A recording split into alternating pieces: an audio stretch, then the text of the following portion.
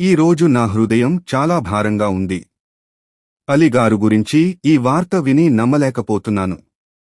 ఆయన ఒక గొప్ప నటుడు మాత్రమే కాదు, ఎంతో ప్రేమగల, మృదుస్వభావం ఉన్న, సానుకూల శక్తితో నిండిన అద్భుతమైన వ్యక్తి.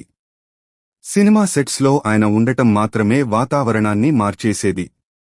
నేను ఆయనతో కలిసి పనిచేసిన ప్రతిసారీ ఆయన చిరునవ్వు మరియు హాస్యం నా మనసుకు ఓ శాంతిని ఇచ్చాయి. ఆయన ఎంత అలసిపోయి ఉన్నా ఎప్పుడూ అందరినీ నవ్వించడానికి ప్రయత్నించేవారు.